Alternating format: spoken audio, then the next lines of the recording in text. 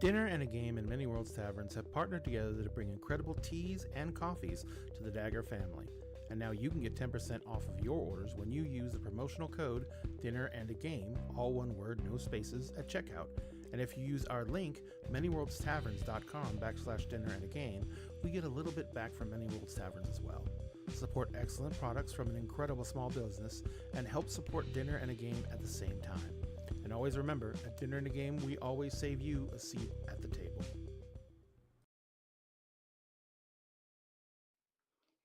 I am Christ. I am character being played today by her. And I'm Hythrall. It's nice to meet you. Shut up. And I want us to tell you about places you can find us. You can find me at... Shut up. You can find them here. Here.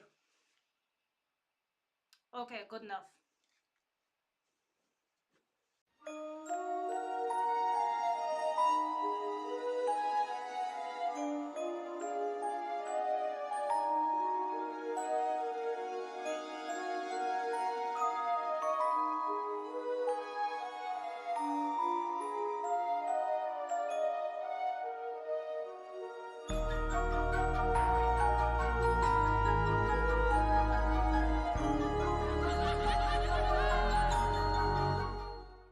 They call me great and terrible, I'm yours.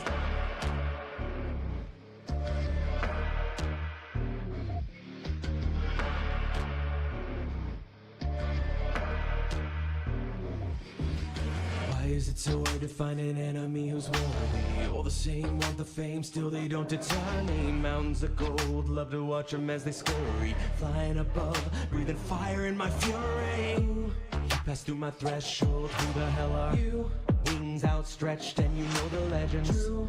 Teeth like swords and you're cooking in your... You found the nightmare, now it's too late. Monster, you call me a monster, like I'm the big bad monster. I'll show you a monster.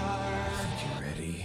Hear my shrieks that break apart your capital. You can't tally every soul I send below. On your knees, revere and burn, it's wonderful. They call me great and terrible, I'm your foe.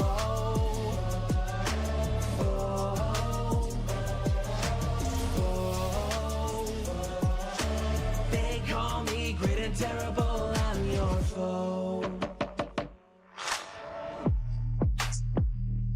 I'm your foe.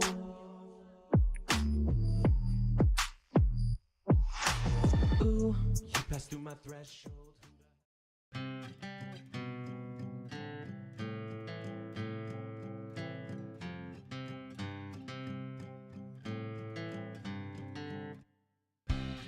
When I sit across the table from you, once a week, a month, or like every 6 months, depending on people's schedules. So the clickety-clack of dice in our crew keep me warm inside before we smack down an evil cold just to gain a level. And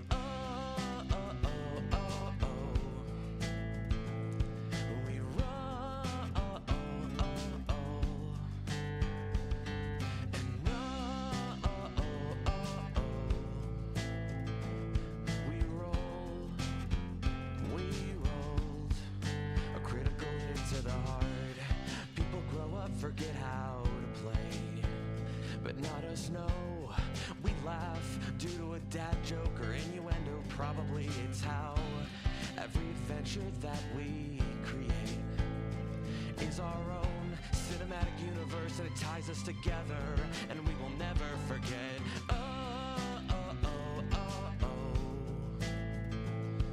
We roll. Yeah. Yeah, we roll. We rolled a critical hit to the heart. We will never, never, ever forget. We will never, never, ever forget. We will never, never, ever forget.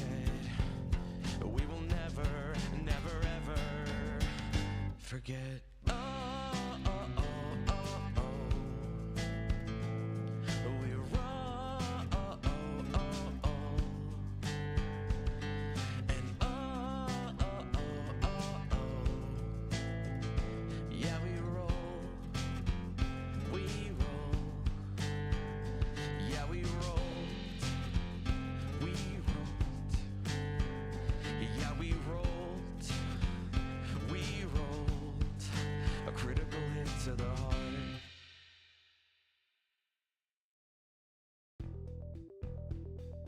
Dinner and a Game and Many Worlds Taverns have partnered together to bring incredible teas and coffees to the Dagger family.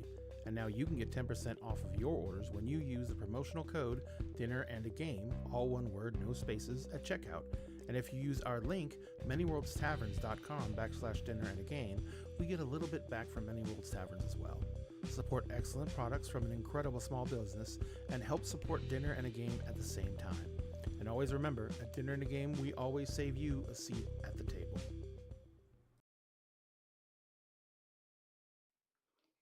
I am Chris.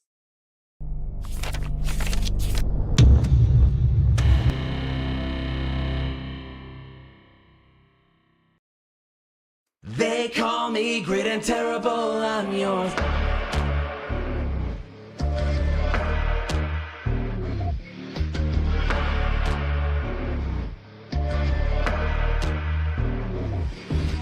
Why is it so hard to find an enemy who's worthy? All the same, want the fame, still they don't deter me. Mountains of gold, love to watch them as they scurry. Flying above, breathing fire in my fury. You pass through my threshold, who the hell are you? Wings outstretched and you know the legends. True. Teeth like swords and you're clicking in your... You film a nightmare, now it's too late. Monster, you call me a monster, like I'm the big bad monster. I'll show you a monster. Get ready. Hear my shrieks that break apart your capital. You can't tally every soul I send below. On your knees, revere and burn, it's wonderful. They call me great and terrible, I'm your foe.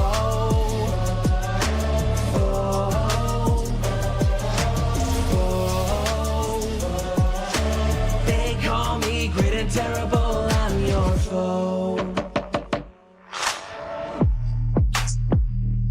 I'm your foe.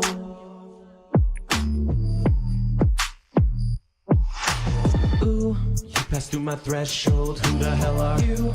Wings outstretched and you know the legends. Teeth like swords and you're quickening your... You film a nightmare, now it's too late. Monster, you call me a monster, like I'm the big bad monster. I'll show you a monster. Get ready. Hear my shrieks that break apart your capital. You can't tally every soul I send below. On your knees, revere and burn, it's wonderful. They call me great and terrible, I'm your foe.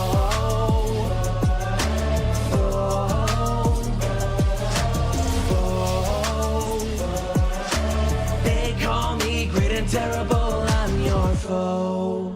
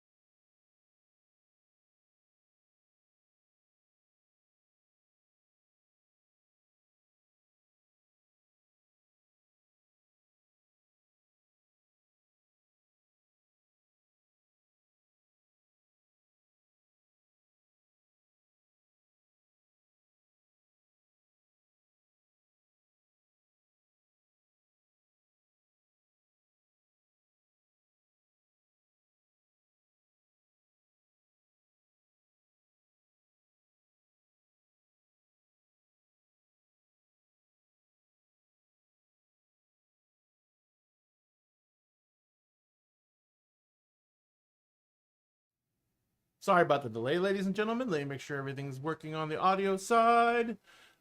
Everyone give me a mic check again.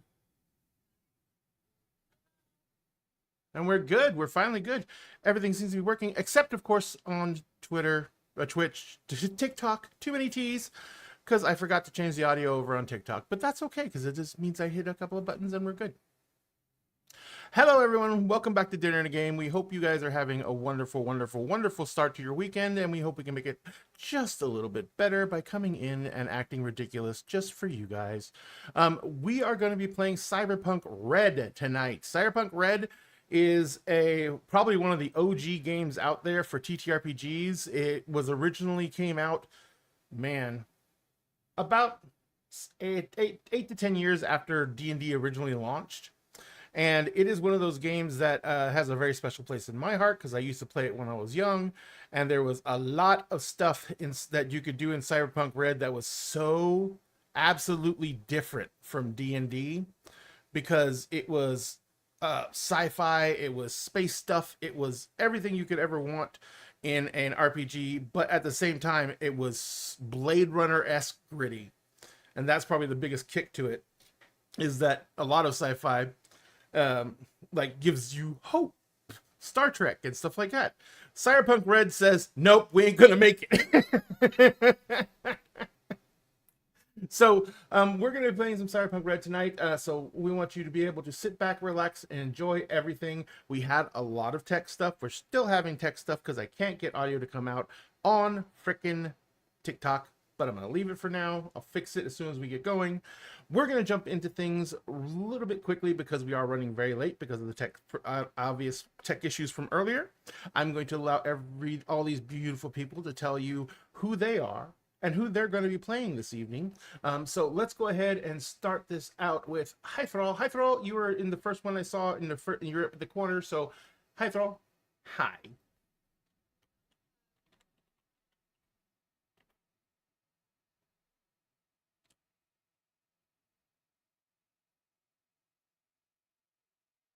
I literally see your audio, like your audio monitor, it's hitting.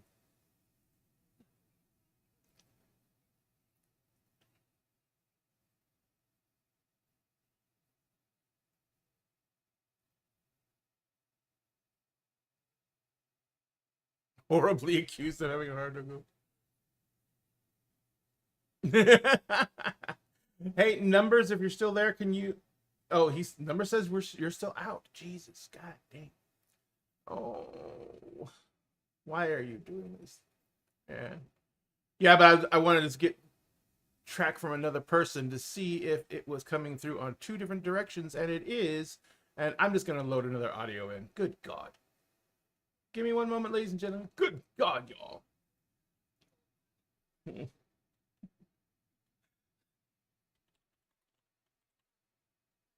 Your street slang? My street slang. It's been so long.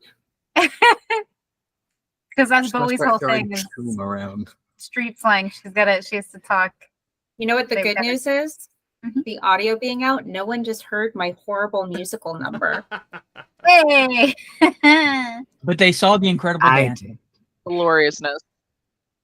Thank you. I appreciate it. All right. I will carry it with me. All right. Do you hear anything now, that Goblin? Yay! I hear people now. I don't know. Yeah! All right. Awesome. I don't know what happened with that original audio thing. It was showing Yes. me audio spikes. It was showing me the people where your sound was going out, but nothing was happening. So I murdered it, and it's dead now. We're not going to talk about it ever again. There was a pillow. Okay. There was a pillow on its face, and now it's gone. Ladies and I like gentlemen, your pillow. Extreme violence. Hi Thrall. Do you want to let everyone know who you're playing again, real quick? Because We'll do that all again. Hi, Yay. I am Hydral, and I'm playing Chris, who has been horribly accused of having a heart of gold. Follow along for more to see if these accusations are true. True. Man, perfect. Unlike my shit. Yeah. Next we'll go around. We'll keep on going around the circle from there, skipping me and going over to Vixie Bell. Vixie? That's me. Hello. Hi, everybody. My name is Vixie Bell, and I'm your friendly neighborhood player here at the Dinner and a Game table. Happy to be here. I will be playing Bowie, who is a net runner who may or may not be slightly unhinged, but that's okay. She's in therapy for that. She's got a really good therapist. They're even here right now as we speak. And she's got a cute cat that everybody loves. When she's very busy trying to uncover the mysterious heart of gold that lies beneath I don't know what you're talking over there. about. Hey, we're back Yeah, by that's Arlene. So Oh, good lord. And weirdly enough, the hacker has the highest body count. yeah, it's nerve gas, baby. Let's go. To be fair, my therapist said that's probably not the best thing to do, but it was still cool. Just more things to unpack in the session. And next we go around to Selkie Cove. Cove, I still haven't corrected your name on this thing. It says Cove Selkie still. Oh. Gotta keep you on your toes. Yeah, I know. Who are you? Who are you going to be playing tonight? And who are you? Hi, I'm Selkie. I use he, they pronouns. I'm the creepy cute one. I'm the unhinged one. You know, it's my whole shtick. And speaking of my whole shtick, I play Jester. Jester is a jester. He's a rocker boy. They wear a mask. They wear they're fully covered over their entire body. It's a huge thing for them. They have owl legs that are metal, that are very dangerous and have recently gotten upgraded to be further dangerous. They have retractable claws, which were also upgraded recently to be more dangerous. They have a tail that used to just be a nice fashion accessory. It is now part of him. And it's also dangerous. There's a theme here. Jester is the agile one, is the one that outside of Bowie, who is also who does free running. Yes. Jester is the literal acrobat of the group. Puts on shows and performances and all that lovely thing because he's a circus performer and totally doesn't murder people. Definitely doesn't murder people. Definitely didn't try to murder Bowie. No. No. Bowie Also deserved didn't it. totally have a episode once the mask broke. That didn't happen either. No, it was Yeah. fine. Totally doesn't have a perch now. And blinks eyes separately. Ah, So I found I can myself, by the feel way, real quick. When you started doing that, I found myself copying you doing that, and I had to shake my head to make myself stop. Yes.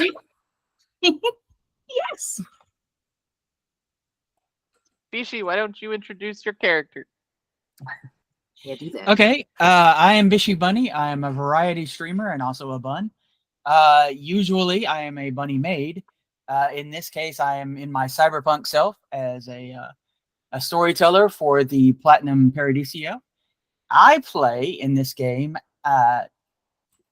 Diana Diamondback, aka the Glittering Garu and the Queen of Diamonds. She is a full conversion Borg. She is a martial artist and just a all-around ridiculous badass with a little bit of a hero complex, which you were trying to deal with. And yeah. And I am back. Sorry about that. Jessica is having a really bad attack, so I have she needed to get help. She needed help to get up, so I had to go run and help her real fast. Thank you very much, Bishi, for letting us know who you were. We'll go over now to Dice Goblin Black Cat.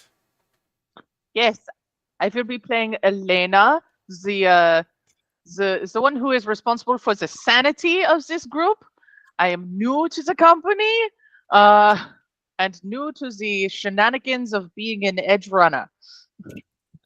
I am a skilled psychotherapist and responsible for making sure that as they make the adjustments to their bodies and cut off perfectly healthy body parts to get dangerous upgrades, they maintain as much of their humanity as possible. And it's not a simple job. It's full time. It is a full-time job, but that is why I have Rolf to help me. He is the emotional support tortoise and eats better than all of us. I'm convinced. I know. She literally buys hydroponically grown natural foods.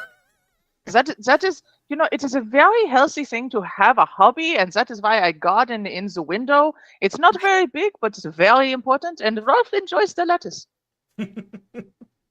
Excellent. So, if you guys have never played Cyberpunk before, it is a system that is run by Chaosium, and it is very much a it's a skills and traits type thing where you make a actual, not dice pool, but a TN for your attacks and everything like that. And so it's pretty much its own little beast when it comes down to mechanics. If anyone ever wants us to explain anything we're doing, we will basically, if you can listen on chat, we will start going through dice rolls and everything like that. But we are definitely focused more on story than mechanics in Dinner and a Game. So we're going to just go ahead and be running through things, and I will have a dice roller up. I had to relaunch Molten Hosting because it crashed. Because nothing's gonna go right for me today, but I had to. I'm relaunching that now. I'll be able to put a dice roller up on the stream. You want to see it, and we will also have Molten Hosting up on the other side too, if you want to see that. But I do let my players use their own dice too, so there is no need to actually have to use Molten Hosting for anything. Molten Hosting, by the way, is where we keep our Foundry application, which is where we play all the games mechanically through. If people want to do that. And if we have any maps for combats and such, that's where they'll appear. So, did Bowie go? Bowie, did you? Yeah. Hello, I'm here. Vixie went. Yeah, I went. I did. I somehow miss yours every time. Because I think you and I are the fastest at ours. So it's like speak and then it's done. Mm-hmm. So I missed it. Okay. No, I recall Bowie going because they are trying to find the heart of gold. Right. That's right. You Yes. made a face too, so Right. I know. I did. Oh my God, ADHD brain. Oh, Sorry. Yeah. No. That's okay. Our short-term memory functions when it feels like it. It's great. It's like if neurospicy is well understood at this table, you do not have to worry a single instant about that.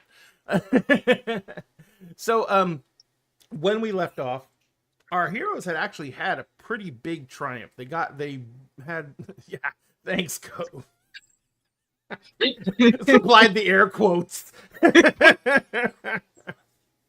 But yeah, they had made a huge score, gotten a massive payday. They had gone through the upgrade processes, which for some of them were incredibly extensive. And they were spending their downtime in the healing process from those upgrades, which is both literal physical healing and psychological repair. Because in Cyberpunk, you may be able to upgrade your body parts with newer shiny chromed ones, but it takes a toll on your mind.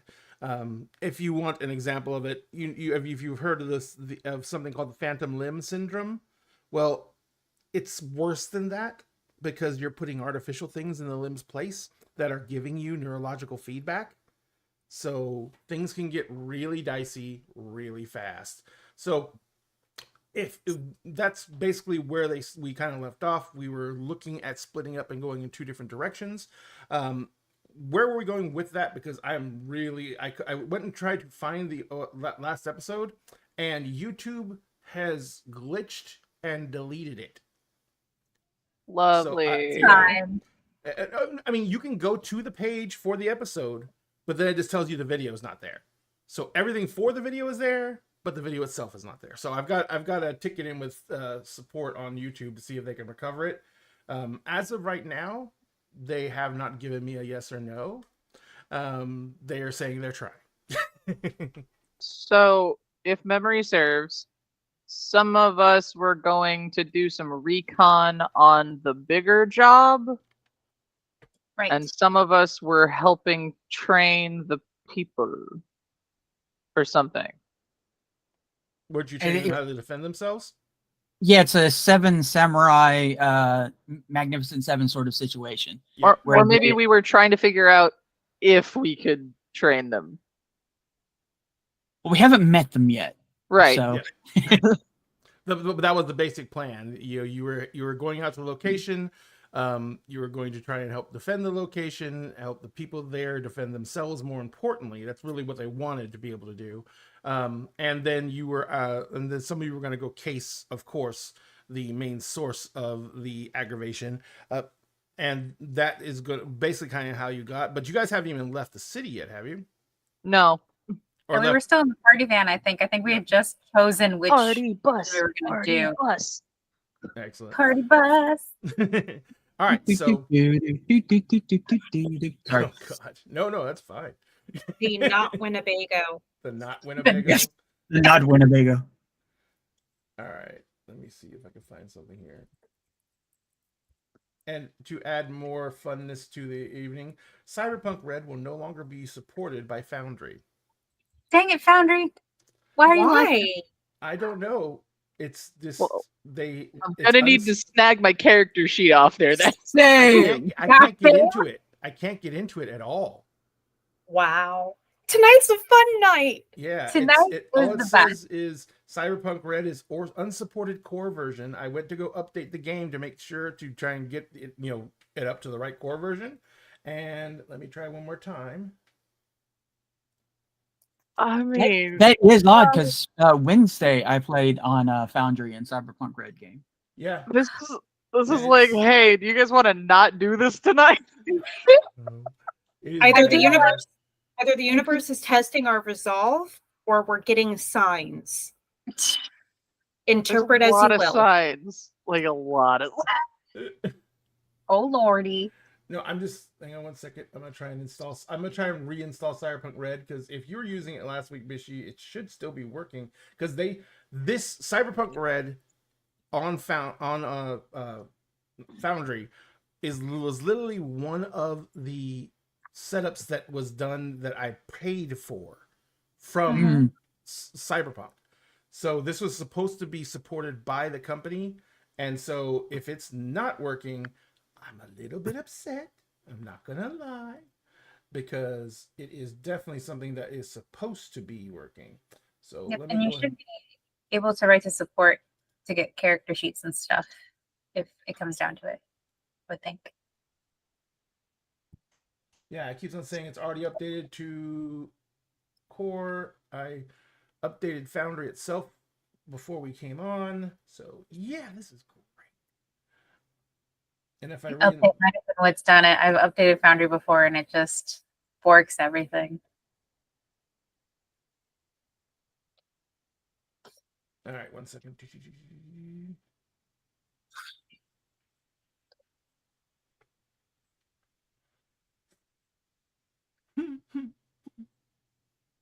Do you want to know the next line? Oh no. Do we? In the list of installable games, Cyberpunk Red is not there anymore.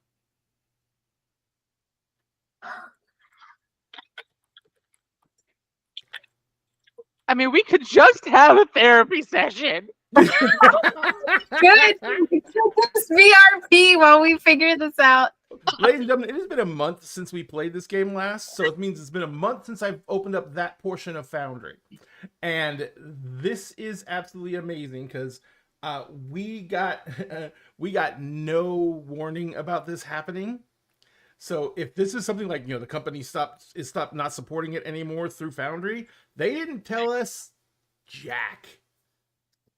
And these are the people who paid for it and are on their mailing lists, etc., etc. So I do not know what's going to happen now. Let's see. I mean, I could have you guys tweak the homebrew warlock subclass I've been working on. Shit. I might just dive back into looking for Kelpie shit. God damn. I know almost all of you had your character sheets on there, didn't you? Yes. I mean, I've got a PDF of my character as well, but that's just me I because have I'm a obsessive. copy in Google Drive, but I don't think it's updated. It's not updated, but I don't think anyone else had copies of their character sheet. So I got Alright. Tailspire. I got Tailspire. I All right. looked it up. It says it should still be available. Yeah, it gonna have to- absolutely should be. The worst part about it is if I have to uninstall Cyberpunk, the core version, it's basically going to wipe out your character sheets anyway. No. That's why I'm trying to that's why I was seeing if I could get it recovered. But I can't recover it. It's just completely corrupted. Ladies and gentlemen, we're going to take a little break while we have another tech issue. Yes. We really are apologize for this, and we will be right back. I'm not sorry. You're not sorry. Of course you're not sorry. I'm not. not good.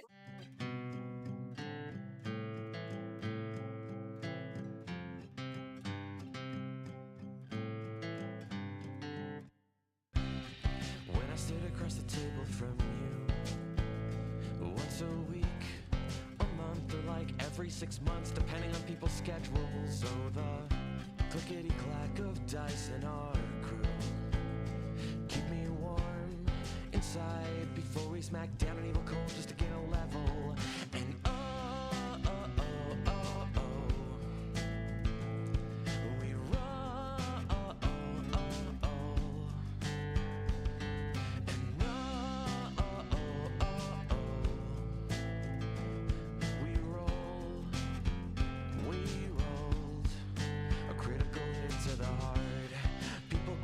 Forget how to play, but not us, no.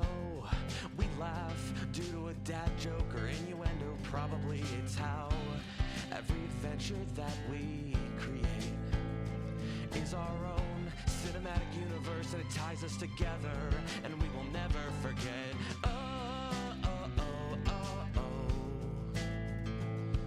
We roll. Yeah. Yeah, we roll. We rolled a critical hit to the heart. We will never, never, ever forget. We will never, never, ever forget. We will never, never, ever forget. We will never, never, ever forget.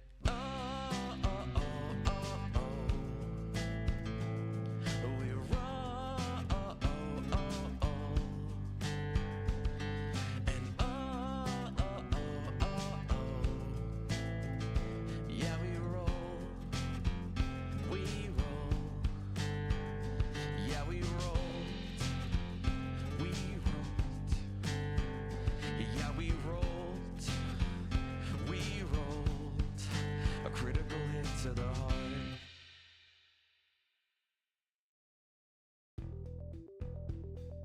Dinner and a Game and Many Worlds Taverns have partnered together to bring incredible teas and coffees to the Dagger family. And now you can get 10% off of your orders when you use the promotional code Dinner and a Game, all one word, no spaces, at checkout. And if you use our link, manyworldstavern.com/dinner and a game, we get a little bit back from Many Worlds Taverns as well. Support excellent products from an incredible small business and help support Dinner and a Game at the same time. And always remember, at Dinner and a Game, we always save you a seat at the table.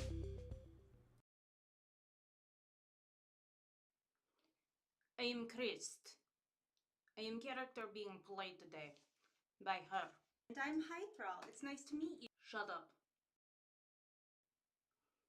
And I want us to tell you about places you can find us. You can find me at Shut up.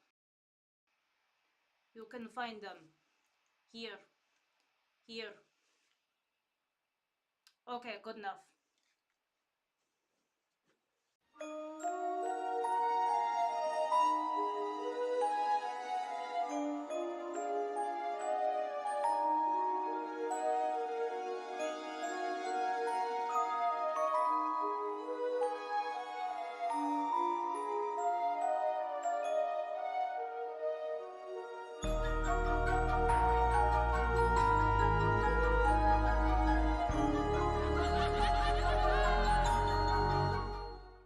They call me great and terrible, I'm yours.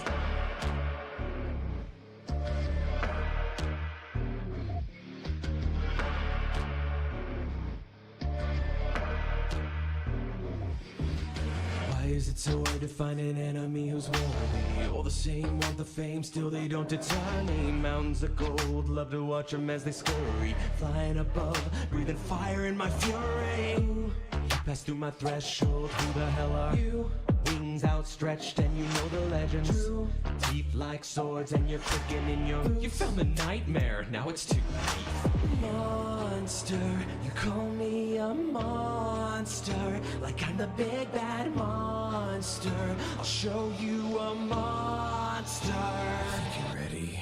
Hear my shrieks that break apart your capital. You can't tally every soul I send below. On your knees, revere and burn, it's wonderful. They call me great and terrible, I'm your foe.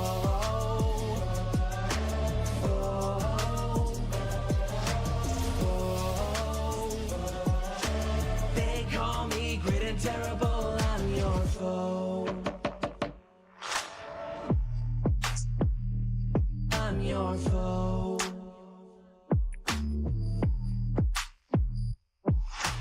Ooh, you passed through my threshold.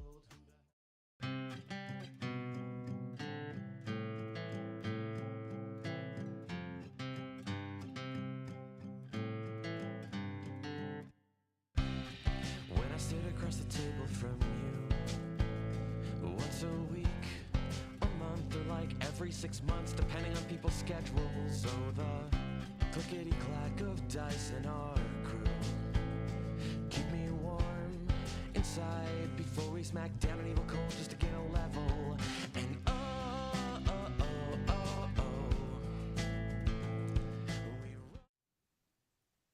You did. Oh. Ladies and gentlemen, we are back. So we cannot get it to function. There's no announcements. Vixie was being helpful, and there was no announcements on the Foundry website that anything had changed. I'm going to go check our Talasaurium. That's what she said.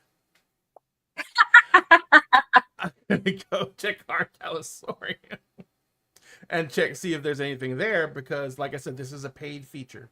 And if this is no longer supported, there's going to be an angry email. There's no way, like, Diamond Dust, who's the other GM, has invested so much in that. There's no way. It's got to be something on. There will be riots. Yeah. So, but anyway, what we're going to do is we're going to go ahead and do a little Q&A / get to know you a little bit with the characters. My players are going to go ahead and tell you like kind of what went into the creation of the character, and what their thought process was, and then when we go through everybody, we're going to give you guys some time to ask some questions about the characters or questions about the world, anything like that. We are playing this in the primary location for Cyberpunk Red, which is Nightcity. And Nightcity is a fictional town that is between San Francisco and Seattle on the coast, right around, it's a little south of Portland. So it is right around that general area geographically. And this is in the year 2044, I do believe. So this is that's kind of the time frame and the situation you're looking at for Cyberpunk Red. And we will go ahead and start out. Who wants to go first? I'll let it be voluntary basis. I mean, mine's quick. Okay. Dice got I'm waiting. Deer in So- headlights. Realistically, I have a bit of a character type.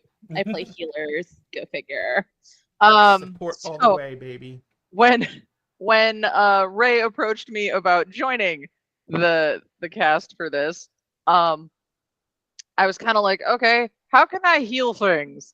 And Bishi was currently in the game that was dying with me and was like, we could use a med tech. And I was like, okay, I should learn more about this med tech thing. And then I saw one of the things was like psychotherapist, and I kind of was just, I think, BSing with you, Ray, about like, oh, I could play a psychotherapist and just psychoanalyze everyone. And then I started talking in a German accent for no real reason, and then I went, oh god, nope, that's stuck. So it was a real short like brainstorming of, yeah, I'm going to be playing a German psychotherapist who basically just makes sure everybody stays sane, and is very much like myself, very autistically coded to not pick up on social cues. And then Rolf an had more affectation development than I did.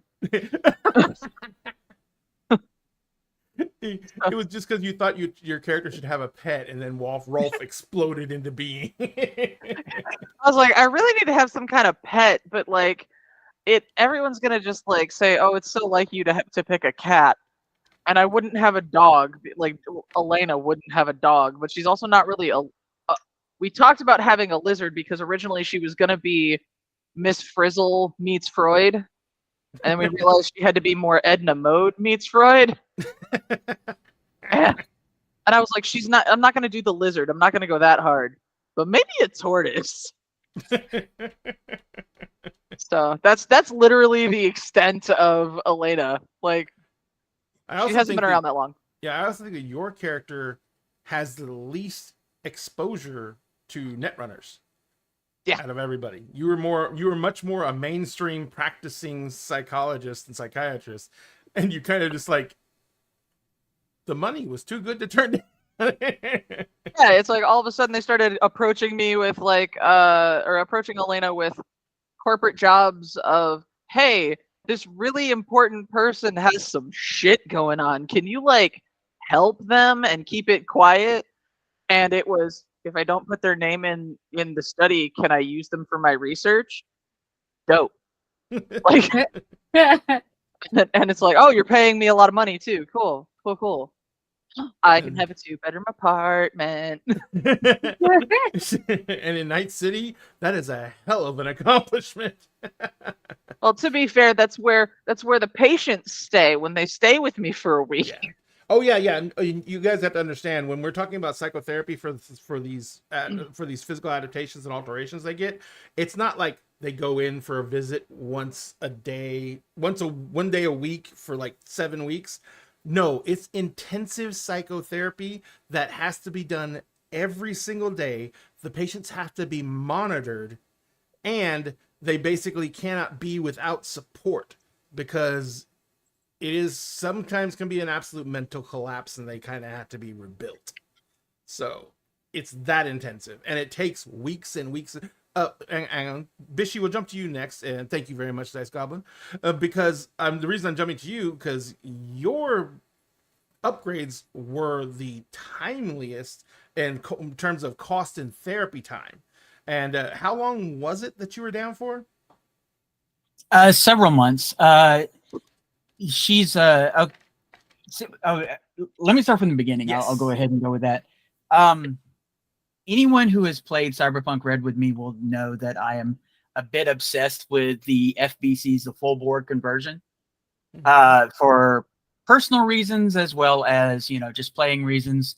I mean, on the one hand, they are just so cool, but on the other hand, there's, something about becoming something new and how you adjust to that, and where, the ship of Theseus, where do you end and where does the new form begin and the new consciousness begin?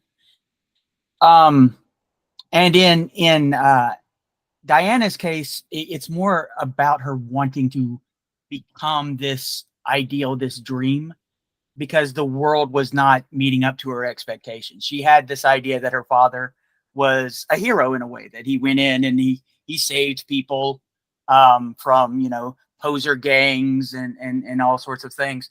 And then it turned out that her father was basically a mercenary and was just as likely to shoot someone in the head for a corporation as for anything else. And she had been really obsessed with anime, much like I am. So this is kind of like a form of escape for her, is the idea that the world that she is in does not, it doesn't meld with what she hopes the world could be. So she's sort of like trying, okay, well, then I'll change myself so that I can have some sort of impact on the world, which is where she gets the hero complex from, I'm afraid. But yeah, most of my characters that I play in Cyberpunk Red, I've already got a full conversion board tech because her body was falling apart, and another character who's having also difficulty with their fathers. Most of these characters, I like to put something of myself in them so that, one, I'm not representing something that I'm not, and two, just to work with things, because that's one of my favorite parts of role-playing games in general, is being able to say something about yourself and maybe discover something about yourself. So Anna Anaconda is, as Diana, is really that desire to be better, to magically transform, to become something. I mean, it's no secret that I'm, non-binary and so on. So there's a certain amount of that as well. Because goodness knows, when I was a kid, I so wanted a new body. I so wanted to be a robot. I fully admit. I thought I was an alien for the first couple of years.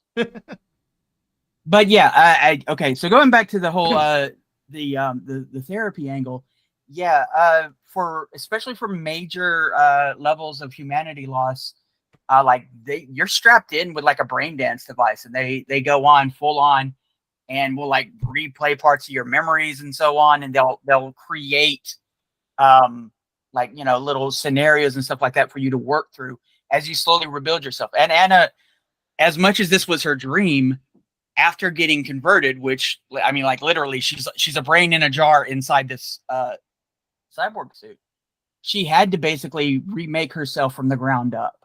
So she had to face a lot of her fears and a lot of her disappointments, and it took a while. It took, I think, we figured out it was like 3 months of just concentrated therapy, other than the surgery. So yeah, she's definitely been through it, and she still has a lot more to go, I think, because again, she's not yet sort of confronted the other aspect of herself, where if you make yourself into basically a quote unquote superhero, you're also a weapon, and she is a very powerful weapon who doesn't actually know how strong she is right now, and she's going to find out over the case of the game.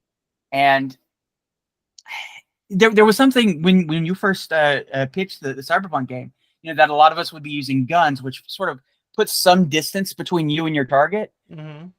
But because of she's such a physical hand-to-hand fighter, when she fights, there's a good chance she's ripping people apart, like close up, which really both intentionally and unintentionally. Right, exactly. So there's that conflict between the hero she wants to be and sees herself, and the horror that she can inflict on the human body. So and also probably the dichotomy, because superhero characters have the same potential that Diana does to just wreak massive mayhem. And yes, they normally explain them not doing it by years and years of training and discipline to not let their powers get out of control. And Diana kind of skipped that entire part. Yeah. So, and early on in her history, she actually did have an event where she really wanted to, impress somebody in a fight. And she did take a drug known as Berserk and ended up killing her opponent. Yeah. I also, and finally, I will say this.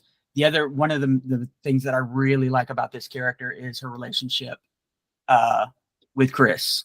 The sisterly sibling kind of relationship that they have.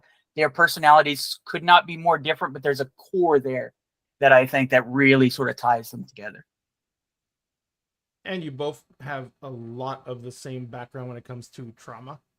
Yes, because of the way you both came up. So, and we'll get to more of that when we talk to Hythral about Chris. About Hythral wants to go last. So, who wants to go next? We got. Sorry, one eye on the other, and I was like, "Oh, that's fine."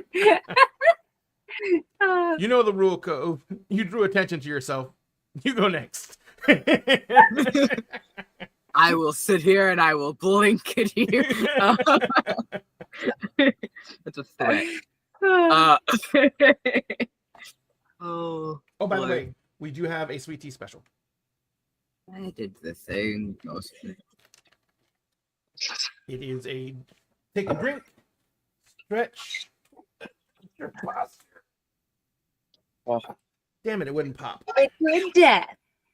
Listen, I like Dead Billionaire. That's my favorite flavor. I'm drinking the blood of Christ. So, dun dun dun. I don't know what that is. I'm drinking Strawberry Obituary.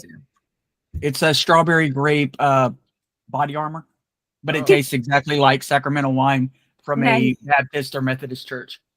Love Why it. would you drink that on purpose? Solid. You know. All right, sorry. Cove, do you want to go next? Or should we roll a dice to see who goes next? Dice. We have to roll some dice today. I don't want to roll. All right. Hold on. All right, wait. Are we rolling? Backwards and Are we forwards. Oh rolling? yeah, whoever wants to roll can roll. I found a What are we D8. rolling? Are we rolling a D6, a D20, a D10? Whatever you want to roll, we're just gonna do high-low. Chaos. Well, I'll roll a D20 if we both roll the same die, then like that. It's fair. Yeah, we're gonna do the 50-50 high-low.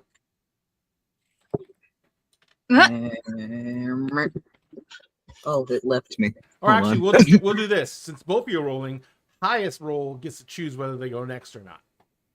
Okay. I Oh, got a this doesn't 6. actually make the decision. Okay, then highest roll doesn't go next. I got a 6. Uh-oh. I got a 16. All right, I thought you so were gonna say you also got a 6, and I was like, well, that doesn't Hold help us still. Hold on. I'm I taking know. a photo of it because it's cute over there with all the dust. all Oh, the well, dust. that turned into a cryptid photo. Oops. Oh no. all right, Vixie, you are next. Yes, it is me. Yeah, so this was my first time playing Cyberpunk Red, and I went to look it up and I watched a bunch of YouTube videos. And in classic fashion, whenever I'm presented with a cool new game, my little brain goes, what's the most complicated class that I can possibly play? And I was like, Netrunner, I want to do that. And so I created a Netrunner named Bowie. I already knew her that their name was going to be Bowie from the jump. There are other aspects that I kind of rolled for them, just because I like to randomize a few things. And if you've played Cyberpunk Red, the character building can be very detailed. So there are certain aspects where I was like, oh, well, I don't have to think about this. I can just roll on a table and it'll be fine. Which is how I determined a lot of their character aspects. And yeah, so but I definitely was always going to be Bowie, but like the knife, not like the rock star. Gotcha. And that's more of a moniker. It's not their actual name. She's got a whole other name and a whole other life that people don't know about, and that's on purpose. Because she has her own secrets. She's a netrunner, and a lot of her personal life has to be scrubbed for reasons. Just, because if people find out who she is and who she's related to, that can all be used against her in the open dev life, if you will. Yeah, that's pretty much Bowie in a nutshell. She's a little bit, I kind of came up with her personality and what she sounds like on the fly. And I just kind of let it be informed by, I already knew that this character was going to have more of a playful nature. I have right now, the spread of characters that I have tend to lean on the more serious side of things. And I'm like, I want a character who's not that serious, who doesn't take life that serious. And I kind of enjoy the dichotomy of someone who's very playful and like optimistic in the face of a capitalistic hellscape, sort of. Because even though Bowie's optimistic, but in that weird grim way, like kind of like the Joker in the one Batman movie, but not as necessarily as evil. I mean, aside from the nerve gas thing. Aside from the nerve gas, aside from one little incident with nerve gas, she's a sweetheart. Like, it's not like she goes out of her way to, get rid of people or hurt people or kill people. It's more like, oh, this is the most effective. She literally came at it the way a computer might, which is funny. It's like, this is the most effective way to deal with this situation and minimize our losses and whatever. And it unfortunately resulted in a mass murder.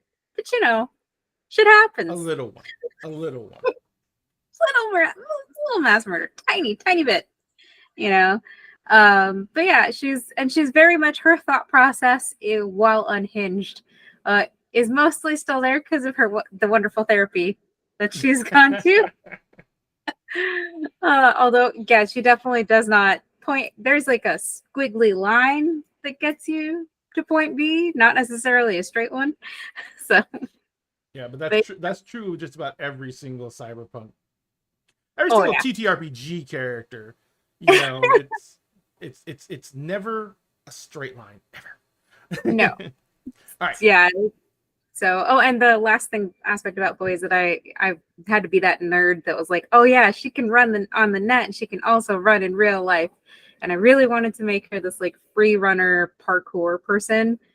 And so, yeah, that's kind of where that comes from. I I'm actually Yeah, looking go at ahead. that and saying, I'm waiting until Bowie sees someone doing parkour who's like a cyborged out, and then like they're just punching their fingers into the building and climbing up. I think she would just say, "That's cheating, June. What the hell? Like, you're so full of shit." But yeah, and what was it? The last thing about her is that Bowie's very loud. So like she's color coded loud. Her hair right now is yellow and purple, and she wears a lot of bright colors as well. So she's not exactly covert when it comes to covert operations. Absolutely. Yeah, that's pretty much. I think that's everything about Bowie that I can think of right now. That you can pull out right now. Yeah. Excellent. And next we go over to Selkie Cove. And it's time for you to tell us about Jester. Jester's a little weirdo, but we all knew that already. And that's it. That's the description. That's it. That's it. Thanks There for you go. coming. Perfect. Spot on. So Jester is what, in my mind, you get if you combine Black Butler Book of Circus and Five Nights at Freddy's with a little bit of Saw. A little bit You of get Saw. Jester. Of all the things you could have said, I never could have predicted those.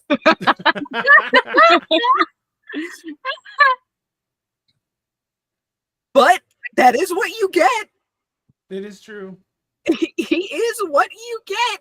You just would never think to combine the things, but my brain went, special interests? Kiss. However, Jester wasn't my original character idea for this game. Nope. You can thank Ray for Jester. So my original idea for this game was a very happy-go-lucky, optimistic character.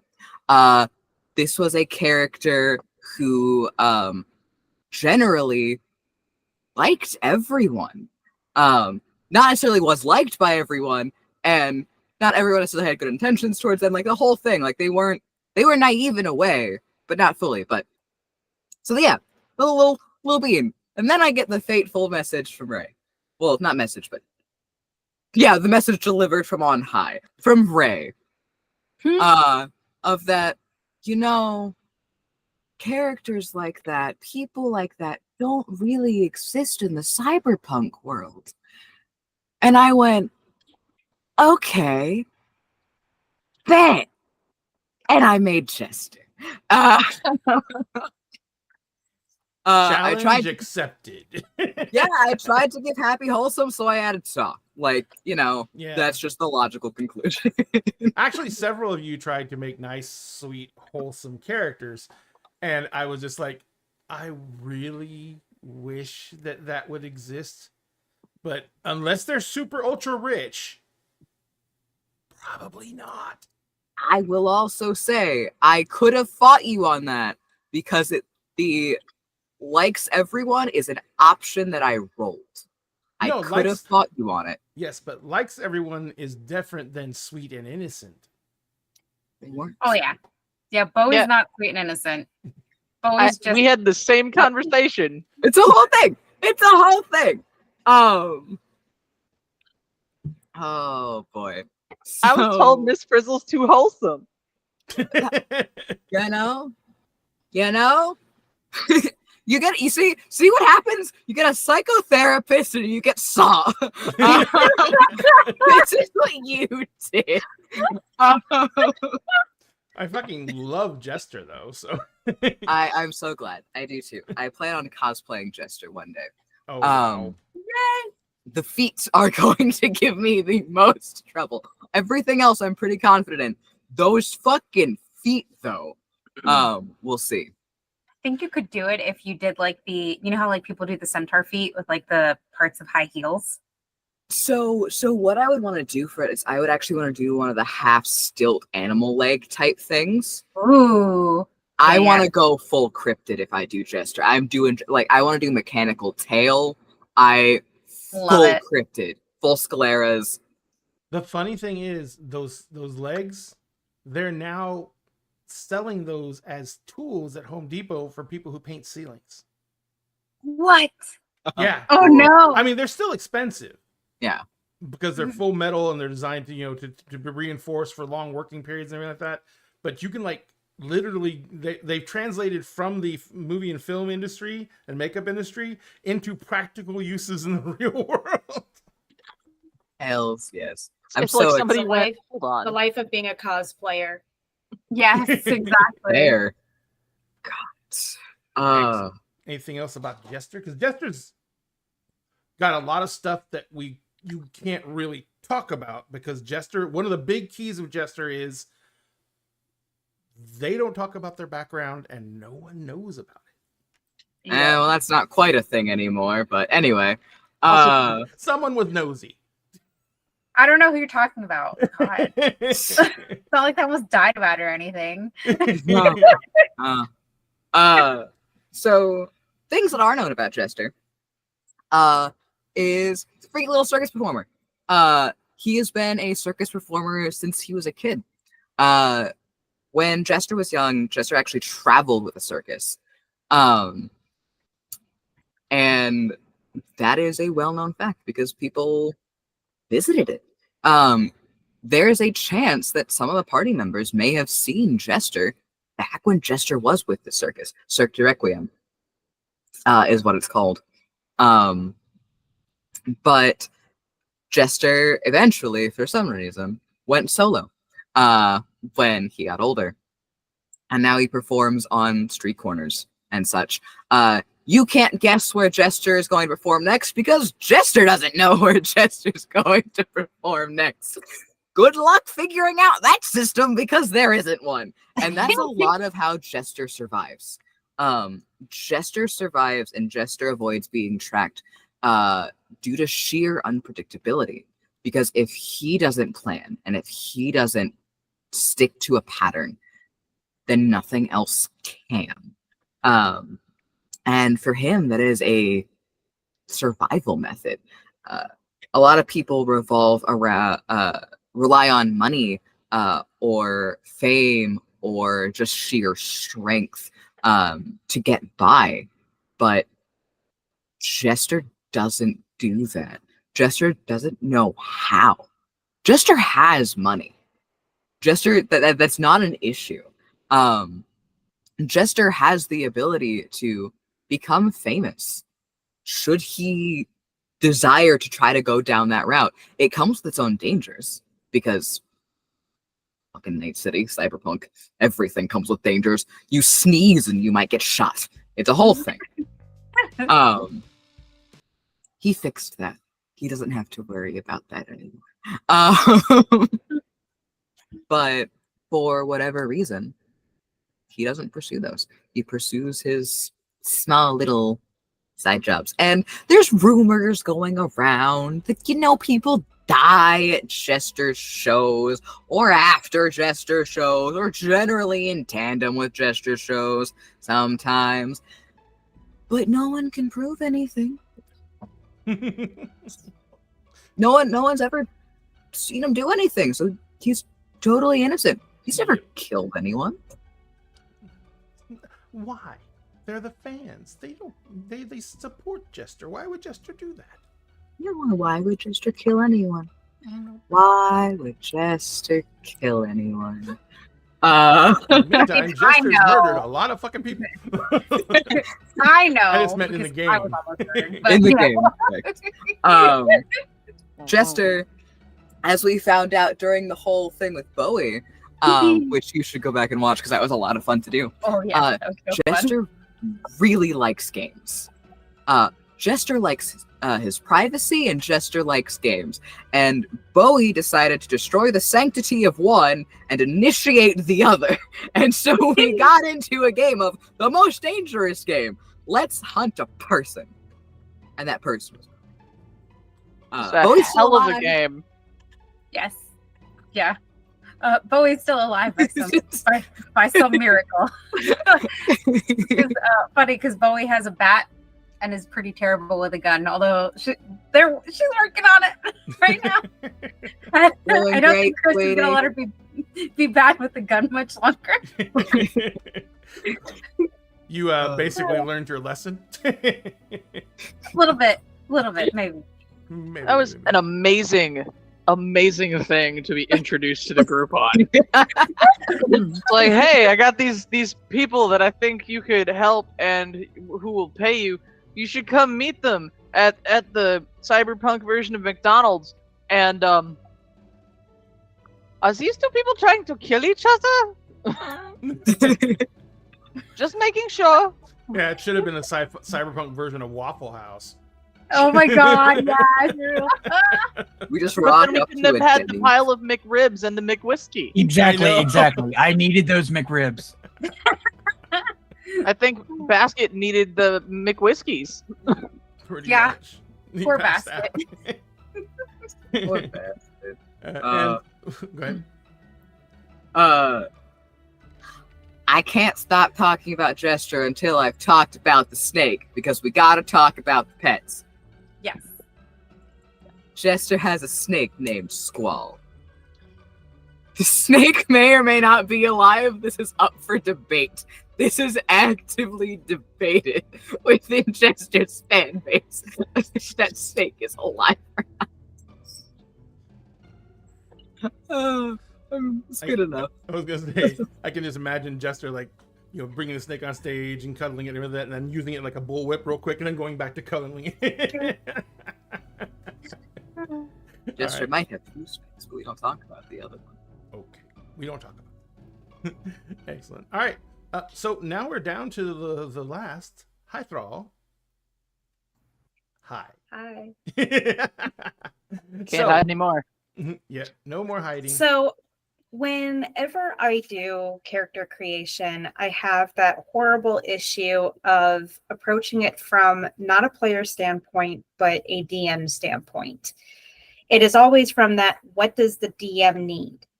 Because I could come up with 20 creations, but really it's the DM, the person running the show has a story.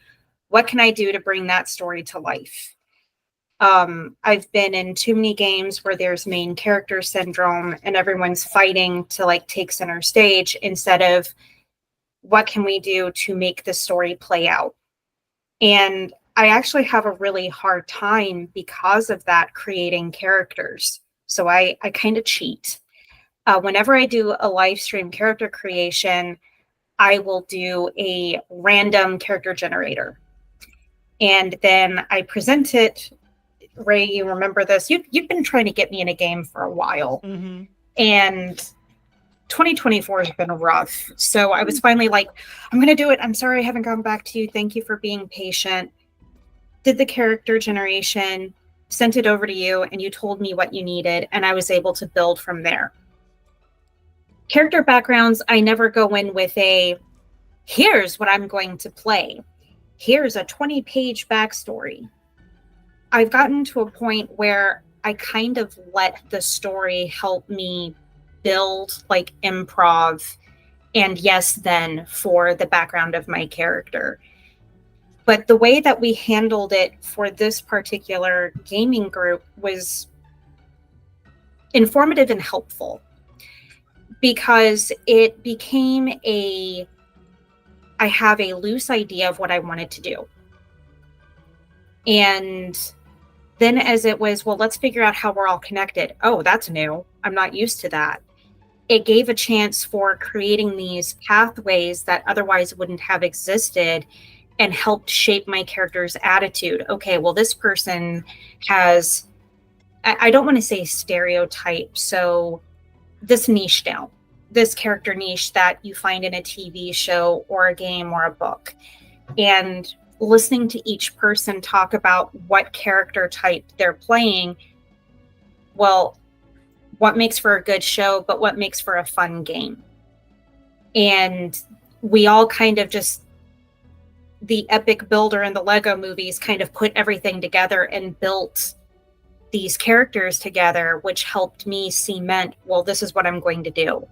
And the whole Russian thing, I didn't mean for it to kind of fall in line with unfortunate real world circumstances. It just felt like the direction to go. And I've gotten to a point as a player where I'll come up with this really creative, fun idea, and I end up being the person who's like, you guys have been talking for 20 minutes. No one else has had a chance to get a word in, and the cave is still collapsing. Can we go? And I haven't dealt with that with this group. So I kind of was in shock the first couple sessions because it's like, oh my God, I'm actually getting to play my character. And it's been like game therapy, even though my character's never been to the therapist. But it's kind of what Bishi was talking about, where each of us get to do, no matter how much people try to say they don't, everybody fantasizes about what they could be a little bit in game. DMs run games the way that they wish they could play, and players always play the way that a little part of them wishes they could be in real life. So this is me being the, no, I don't care. I don't actually care. Fuck you. Even though that is not reality, but like I love the secret little doing the things to help each other, and Bowie being like, you do care. Because it's like you can almost see the animated clip of it, and that's what makes it stand out to me, is it feels like media, and while also being a fun game to be in. So the background for my character came around because of your guys' interactions, and then me going, okay, so I see how this is going to play out. She does have a lot going on in the background, which Bishi's character would be aware of due to them being around each other. And since I'm not worried about metagaming from anyone,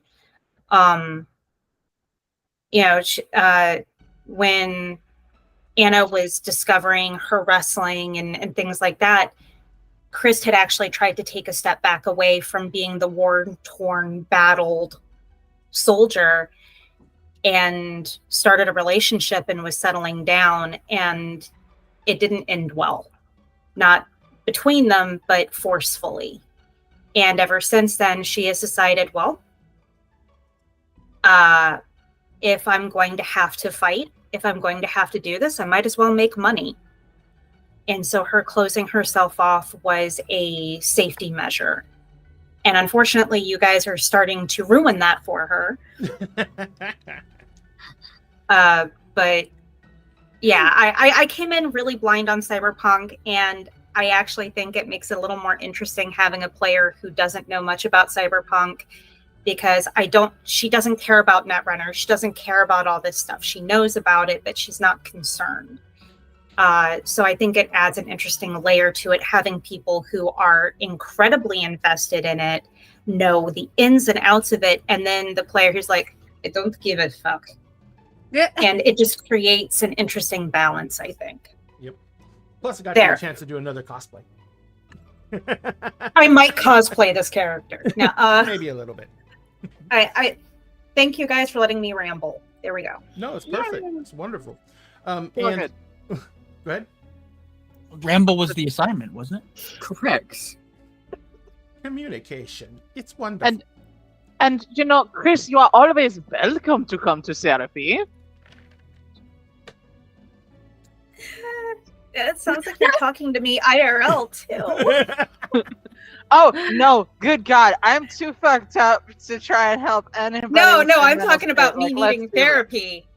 Like, raise your hand if you don't need therapy. There you go. Man, Cove didn't even look at the camera for that one. To be fair, you can't tell if I raised my hand or not. I know, true. Your hand is always raised. On your face was just, don't make eye contact. Just don't make eye contact. That's about what I was thinking too. So my I'm gonna go over a little bit of why I wanted to run Cyberpunk and what I wanted to kind of capture with the game. The reason I wanted to play Cyberpunk is because I played it when I was younger, and of course, back when I was like in my late teens, early 20s, the Cyberpunk game was just how many rounds could we blow out of our gun the fastest and do the most carnage and blow up the most buildings. But that wasn't the full potential of the world. And as I grew up and got older and experienced more of the genre of cyberpunk and the genre of fantasy punk, which is basically good lord, I was literally just thinking the name of the game in my head. Wow, that is really bad.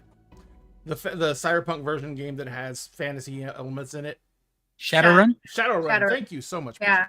Yeah. And Shadowrun is also another great cyberpunk-esque game. They have a lot in common. The only difference is that in Shadowrun, there's a whole fantasy aspect to it because the supernatural finally revealed itself. And it didn't go well. Huh.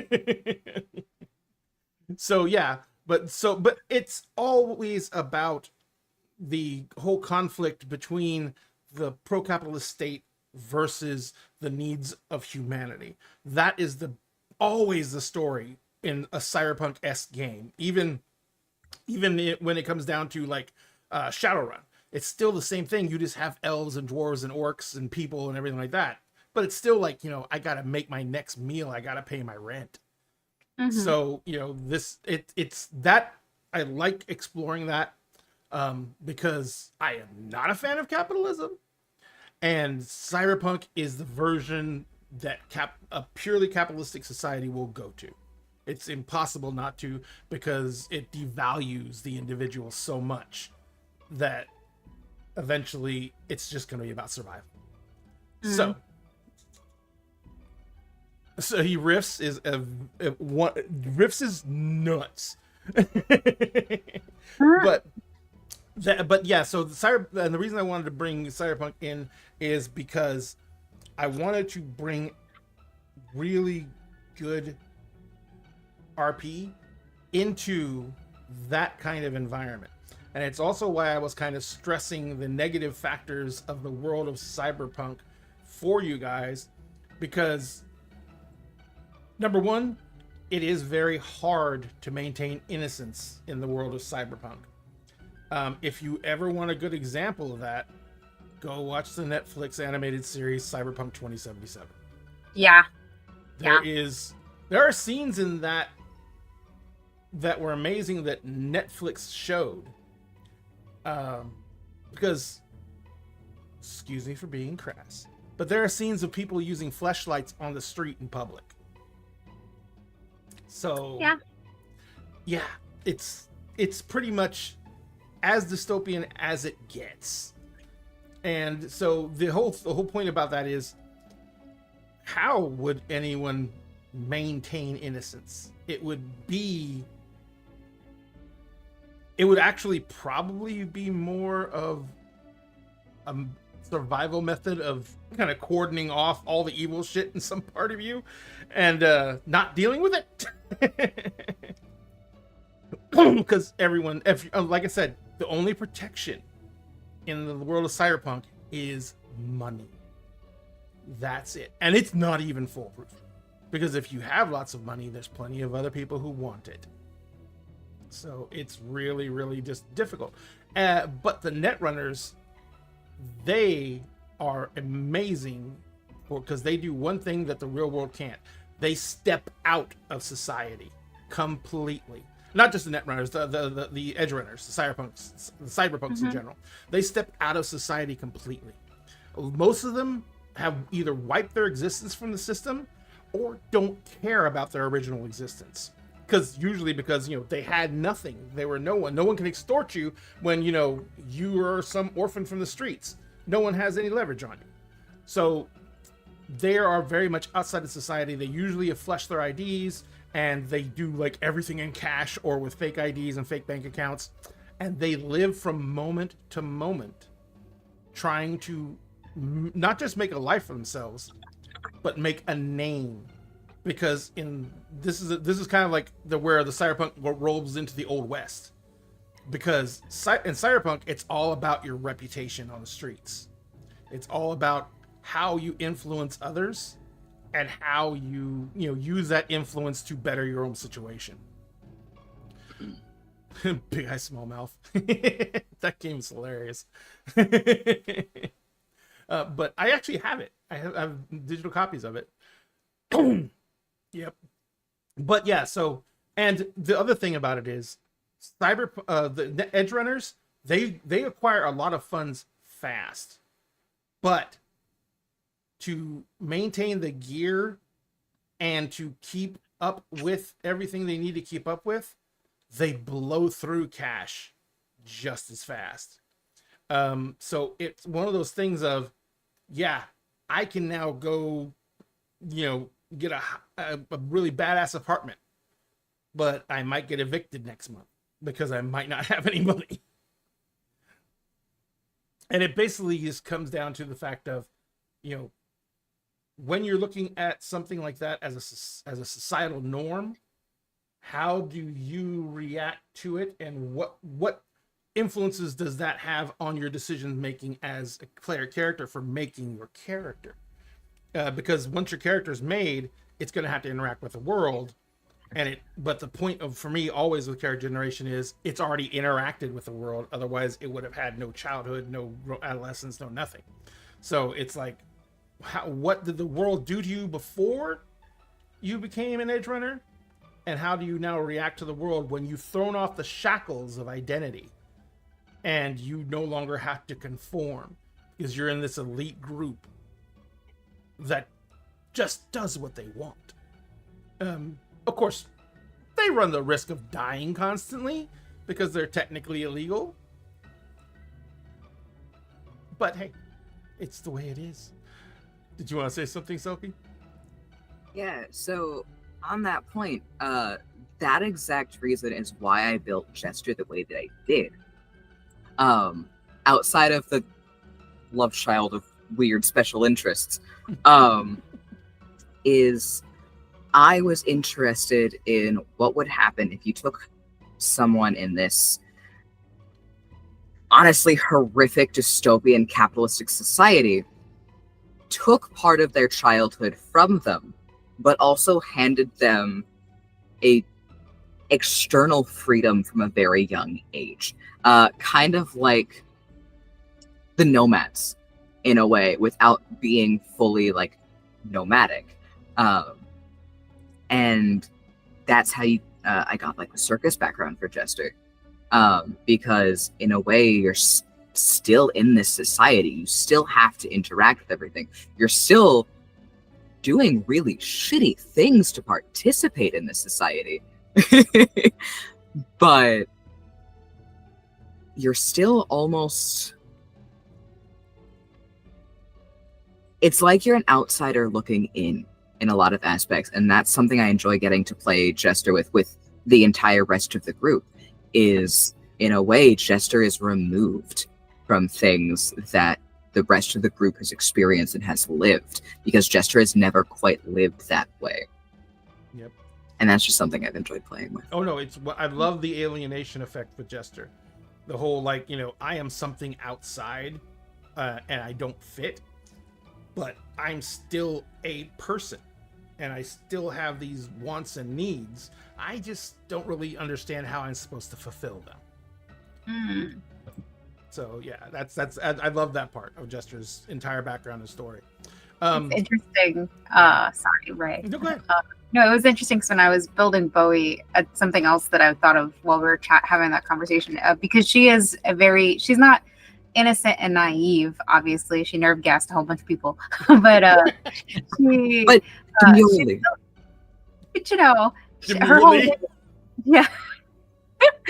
Oh my god, her whole thing is it's just business, Choom. Like that's her whole thing. Her superpower is to dissociate, and I think that's kind of how she gets through the day and remains as like upbeat and cheerful as she is. just because she literally just goes nope and like nopes out of that whole situation. Yeah, it's like nah, it's just business. It's just this. It's just that. There's always some kind of wall that like puts her in a different area than like this, so she can't. The full scope of like what is happening does not settle. The same like, and of course, like we had a whole scene with Jester's mask getting broken, and despite the fact that this character was actively trying to murder them, they were still like, oh no, I did a bad, and like started calling Chris like, I broke something, please help me. How did Chris become the group dad? Listen, take it's these all the secret- disinterest. It really is. I'm the cat. The cat at a party where it's like they always go to the person who doesn't want. No, you guys are cats, and I'm the one who doesn't want to pet the cat. Yeah, And it's like we must go to them. You're allergic to them, and they keep like, irritating you. I'm the dad on the couch who's like, I don't want this fucking cat, and now I'm sitting there like, why are you looking at my cat like that? This is really the story of fair, one, that's my of one dad. person and their cats. What were you gonna say, Goblin? Oh, I was going to be fair. That is my dad. He was very much the good old Southern boy who just wanted like a hunting dog and whatever. And there is a photo somewhere in the annals of my existence of him literally walking my cat on a leash in the backyard. Like baseball hat with the fish hook on it, like ratty gray t-shirt, beer belly, just and like jean shorts, just standing there holding this bright orange leash attached to my cat. For a split second, I thought the cat was wearing the hat, and I was going to be annoyed. I will say something interesting specifically about playing Cyberpunk Red as opposed to Cyberpunk 2020. Cyberpunk 2020 is sort of like a sort of a precursor before things really sort of hit off. That's before the thing that happens at Arasaka Tower and the big corporate war. Cyberpunk 45, which is where in Cyberpunk Red happens, is after the aftermath of this massive war and a literal nuke exploding basically in the center of Night City. And people have been trying to rebuild from that moment. It's the reason why it's called Cyberpunk Red, is because all of the weapons that the corporates had used against each other, and this was Arasaka versus Militech, so it was choice, literally sort of like stain the sky, and every now and then it will literally rain red on the ground. Like you straight up, it looks like blood basically. And it's a much more lawless period in between Cyberpunk 2020 and Cyberpunk 2077 for people who played the video game. This is the sort of like it's as close as Cyberpunk comes to almost like a frontier situation, because people are really trying to figure out how to rebuild what they can rebuild and just scavenging all over the place for parts and scrambling to rebuild lives that completely got wiped out. And they have to deal with things in the past that had already been very detrimental to humanity, because the cyberpunk world is a decided split from our world. It is there because remember when these books were written back in the 80s, they literally set cyberpunk like up as the cyberpunk technology and everything in 2020. So we're the real tech is a little bit behind that. But one of the things that happened in the cyberpunk world is they had the wasting plague, and this was in 1999, and this was just a bunch of diseases and things that went across the world and did things like destroy food stocks and infected animals, and eventually they of course transferred over into people, and in densely packed urban areas were devastated. So in Cyberpunk Red, the world has been massively depopulated. Like, there's 8 billion people in the United States. At the time of Cyberpunk Red, think there's less than a billion, maybe a billion. So I'm talking devastated. So it's just this whole thing of, first we had everyone die. Then the governments fell apart because everyone was dying. And then the corporations came in and tried to take over. Then the corporations went to war with each other. So it was just a series of calamities for like 40 years. 40 years of just one world-breaking, society-breaking calamity after another. And Night City came to be because, like, Seattle was, I think, was it Seattle that was nuked? Literally by a terrorist group? So there's places, there's in the middle, in the heartland of the country, there's not much there. It's kind of a dust bowl because was a big area where a lot of the fighting took place because it was open fields and everything like that. Mm-hmm. And they weren't, since it was corporations, they weren't caring about Geneva Convention or any rules like that. And they just salted the earth. They destroyed everything. Yeah. So nothing grows there now, and it's a giant dust bowl wasteland.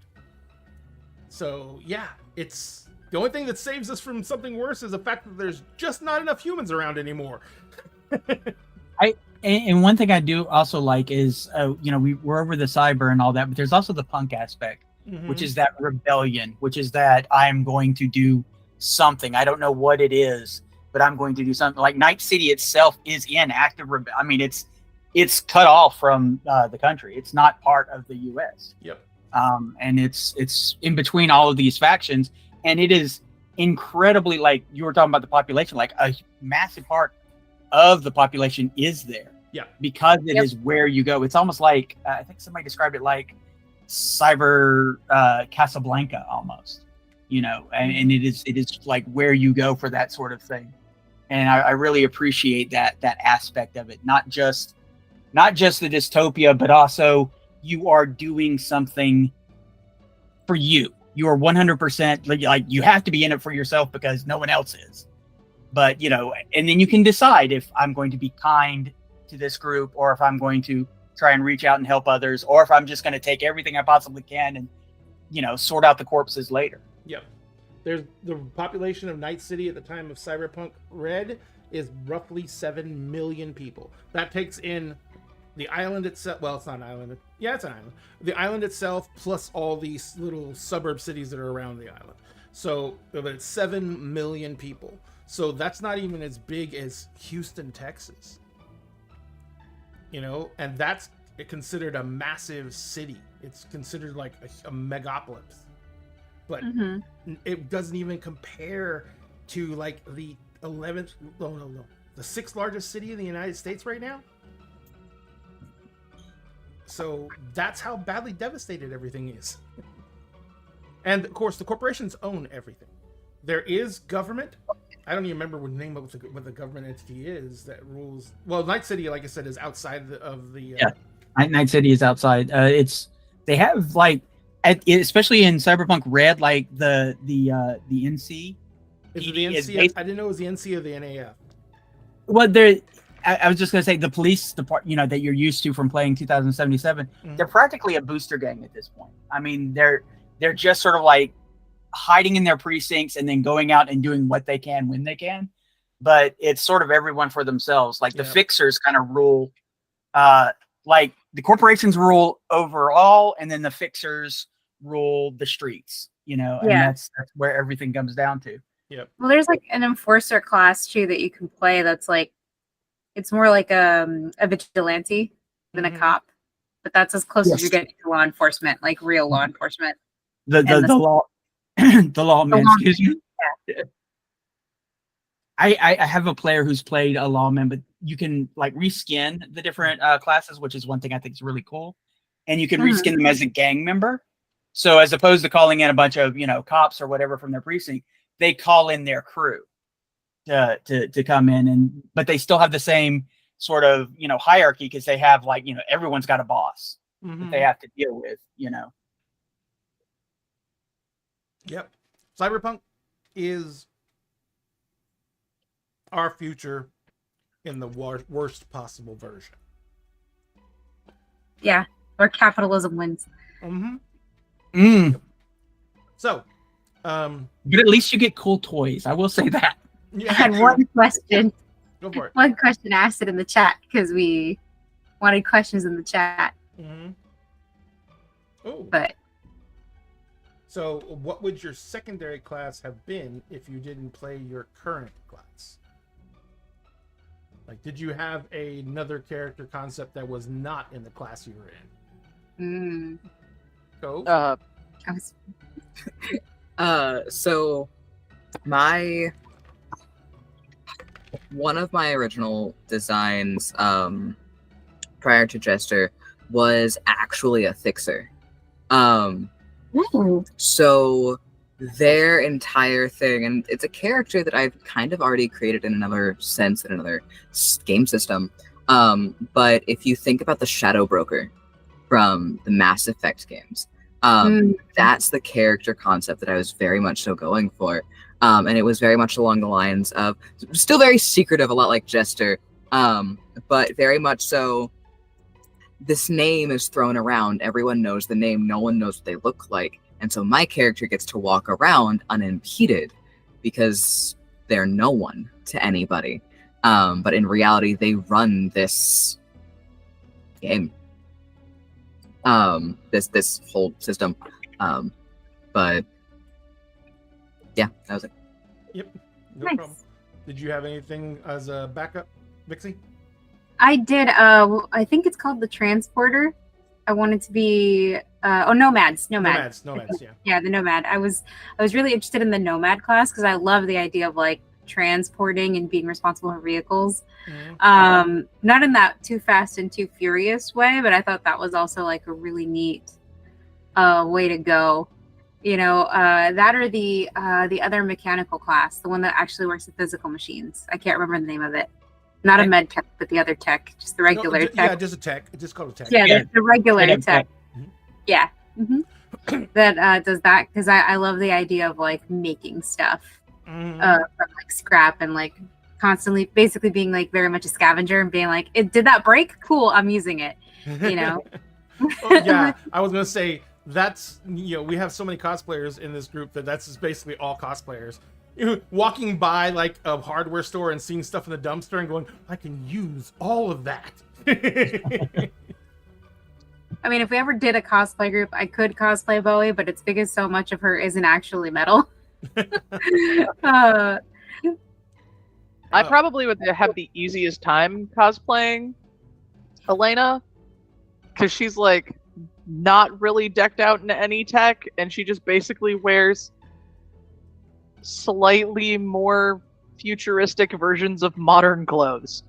Like, she's so boring in that way.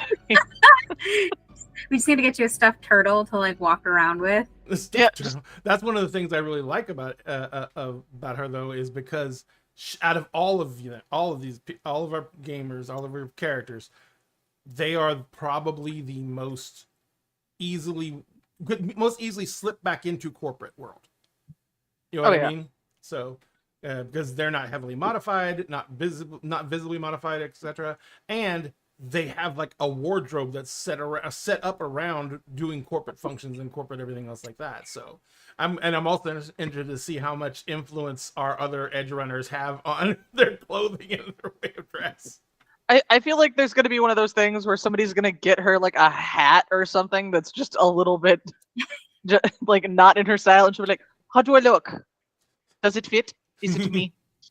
Or Bowie's gonna give you a pair of glasses like theirs. Yeah, like a big heart-shaped glasses or something. With Bowie, it'll be either a loud color or something very random. And she doesn't like slang is not her thing, so she's gonna be like, "Is this? What do you say? Is it? Chum, what do you call this?" And should have to go like another word for cool or something. Chum? Choom. That? That's what everybody calls each other. Choom. That's part of the slang. It was like, is this cool? No, what's the word for cool? Cream. 2020 hindsight up in here. Like, Yeah, there is it's an entire fully lexicon in expect the book. fully Yes. expect bringing Elena into any kind of like streetwise anything is gonna be like trying to convince your Midwestern mom to stop trying to use slang. Oh my god! Except she's gonna be German and completely confused. Hilarious. Bishi, I see you put up a picture. Was that your backup character, or was that my nightmare? Okay, so Yes. I did have another character who was going to be a tech. And again, also heading for a full conversion board because I always do that. And I was really sort of inspired because they have spider chairs, as well as like regular wheelchairs that you actually you hook in, and they're they have legs and they skitter around and move you around. Her name is Little Miss. She's a bit of a goth queen. What I wanted to do with her was not play somebody who couldn't walk, but because I don't have that experience and I didn't want to present that I did have that experience. Instead, she just has a very, very poor health like I do, very anemic. Any amount of physical activity wears her out very, very quickly, but her mind is always moving. So she sort of feels trapped in this body that's betrayed her. So her whole point, her whole idea is that she wanted to replace her body with, a better body, a body that actually she designed. It's obviously whatever deity up there decided to give me absolute crap, I'm going to make a better body for herself. And that's what I ended up playing her actually in another Cyberpunk Red game, and she did finally get to that full conversion, and it was glorious. It was fun. It was glorious. Excellent. Dice Goblin, I don't think you had enough time to come up with a secondary character, or did you have one? No. Yeah, because you literally It was what do you want to play? I mean, I play healers pretty solidly, and it sounds like y'all need something, so I'm good. Gotcha. It sounds like The y'all need closest something as bits of us are hanging from places and shit, or all beat up. Well, no, the closest thing to did I have another character in mind was, yeah, instead of Edna Mode meets Freud, it was Miss Frizzle meets Freud. That was it. That was the only other concept. But then you would have come with a big rig because you would have had the magic school bus. I didn't have an apartment. I had a mobile station. We would go places, and and therapy would just be, you know what? We're gonna go out into nature. Thank you for the raid, Tipsy Tiger. Yay! Getting ready to wrap. We have one more person to ask, and we're actually doing Q&A with our players about their characters and everything right now. And what we're doing right now is going over who and what they would have played had they not chosen the class and character that they did. And we are down to Hythrall. Hythrall, did you have a backup? So, sort of. It was more if you didn't need me to play a solo, the next concept I was going to have was actually a medic type since we didn't have one. Only I was going to go more the direction of Team Fortress 2 with it. I see you laughing. Or I was going to do a Netrunner type, but it ended up working out the way it did. I'm glad it did because I don't think anyone needs the doc from Team Fortress 2 in their game. What are you talking about? Don't you make assumptions for me. They're medical professionals. It would have been interesting. We'll say that. To say the least. They might have gotten along with Jester. Will you all let me... Don't ask questions. I have an orange and a scalpel. I need to try something. That totally reminds me of the freaking wizard and the rogue joke. The wizard's I need to ask you for something, and I don't want you to freak out. And the rogue's okay, what? And the wizard goes, I need a human head.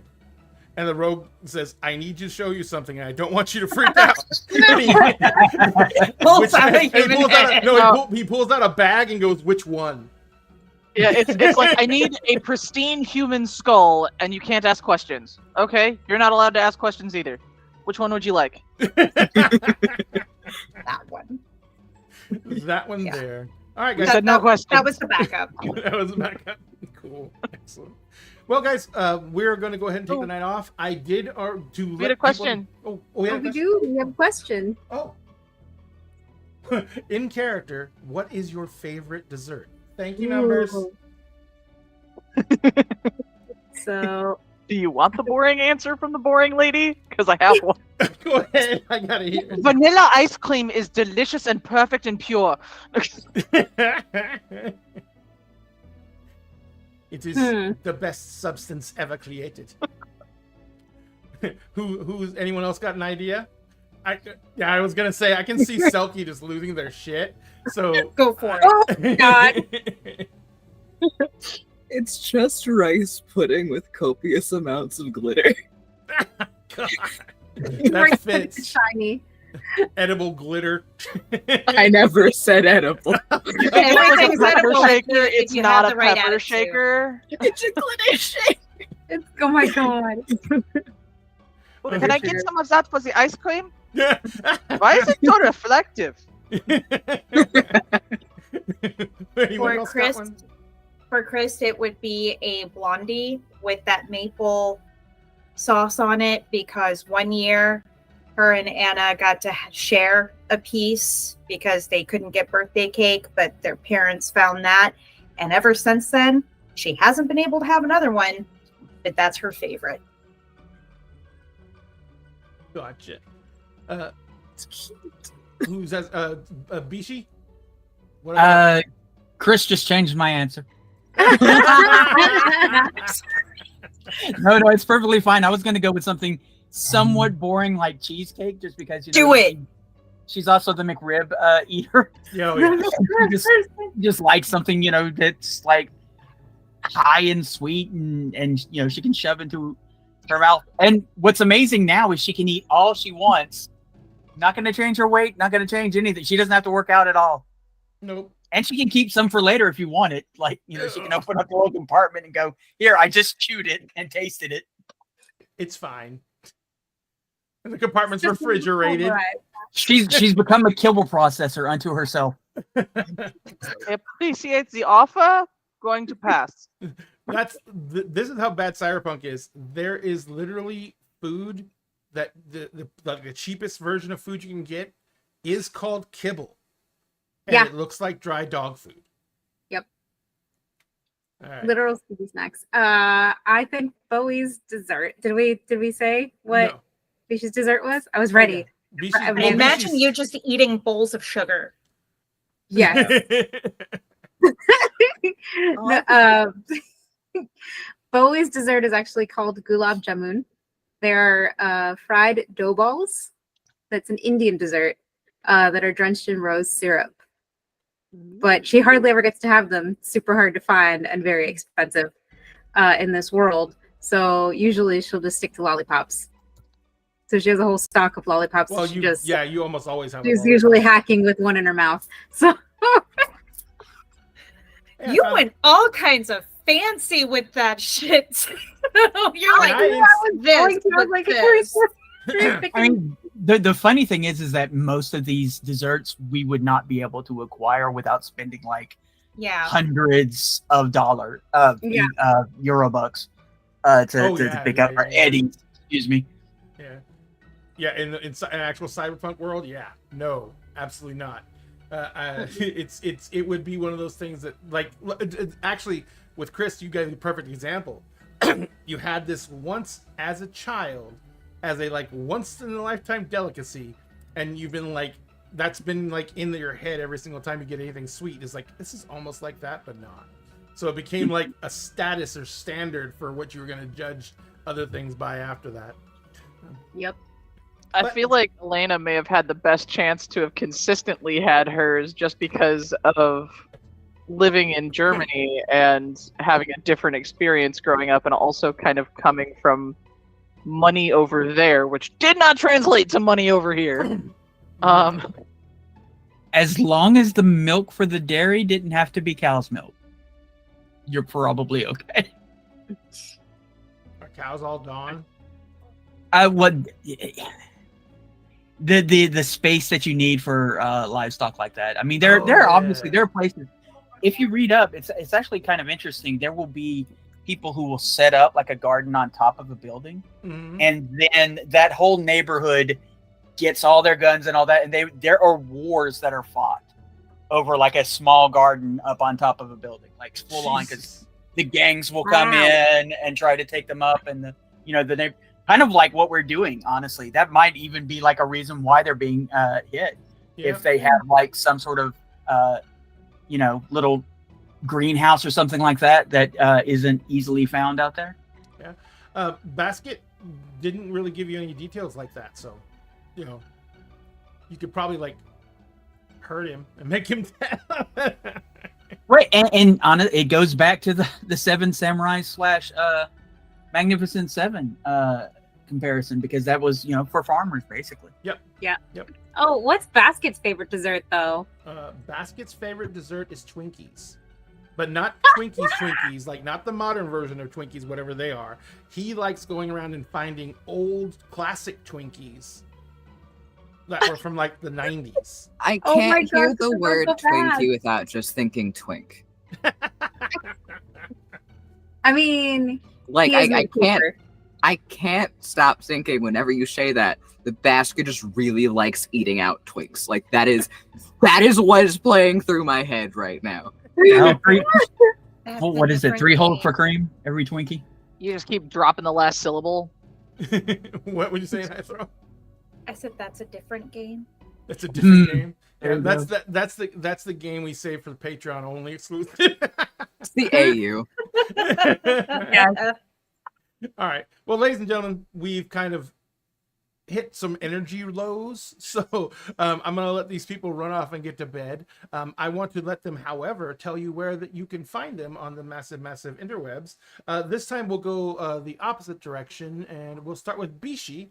Bishi, where can people find you on the massive interwebs? You can find me on Twitter under Bishi Bunny, one word, no space between that. And you can find me on Twitch, where I do streaming. I am currently on a little bit of a hiatus because both I'm having some technical issues, but more importantly, I'm going into some surgery, and I'm going to need some recovery time. I will, however, be collabing with friends and doing things like this where I can, where I'm not the primary streamer. So I'm in currently another Cyberpunk Red game done by Diamond Dust, where I am playing a ridiculously overly seductive succubus fixer who gets everything she wants, and she might get you something too. As long as they get what they want first. Absolutely. All right. Next, we have Dice Goblin. Hello, I am Dice Goblin Black Cat. I am a dice maker, and you can find my wares at fateandfortunedice.com. I'm also mostly on TikTok, but not for a minute because I kind of hit a solid amount of burnout. But I'm Dice Goblin Black Cat there, and basically everywhere else except Elon's terrible Wasteland. Which there it's Fate, Fortune, Dice, because character limits. I will say this as an aside on the Elon's Wasteland. Threads is turning into a pretty good place for the TTRPG community.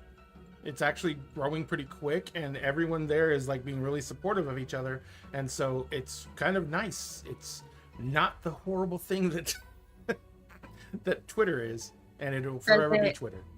Does it still require you to give them your medical information though? Medical information? Yikes. Yeah, when it first started, it was one of it asked you for shit like that. It was really crazy. So no, it didn't ask me for it. So no, thank God they fixed that. That's weird. Yeah, it was very weird. It was a whole thing when it first came out. Yeah, we're not going to be able to escape having these things be tied to people we don't like. Zuckerberg is horrible, but yeah. They have the money, so they're making a product. Hey, he got his human upgrade. I don't know if you saw. He's no longer lizard man mode. Ugh, Oh, I have no idea. So, Hi. Where can people find you when you're not exhausted? Oh boy. The spiel. I'm gonna try to condense the spiel because the spiel just keeps getting longer. So here in a bit, in the next few months, you'll be able to find me as part of 3 different charity streams. I will give more information on that later. Just check my social for that, all of which are at Selkie Cove. You can find me here on Dinner in the Game every Tuesday, once in a blue moon on Wednesdays, here every other Friday, depending on the tech issues in life. And also potentially on another day, starting in a bit. We'll see. And Tuesdays, I play Fio Kamirin, who is a Macaulay pirate captain from the 1700s, technically from the 1600s, but it's the whole thing. Or you can find me playing Virchael, who's an actual angel, I swear. Just because he was dragged behind a car on a leash and is a vampire's familiar doesn't mean he's not an actual angel. It's the whole thing. You find me on Wednesdays on Dinner in a Game. I'm playing Galax. Galax likes to keep cops in sewers. He also dies a lot. It's the whole thing. I adore playing him. Then obviously, I'm playing Jester here. You've heard a whole lot about him. Every Thursday, you can find me over on World Tree Quests, playing Fathoms Below, which is an entirely underwater D&D campaign. It's pretty much fully homebrew. I play Echo, whose species is redacted. They are a Circle of Mutation druid. They're really fucked up. Think Frankenstein's monster level shit. And they might get worse. I'm so excited. Think Frankenstein's monster and a jellyfish. And maybe a shark.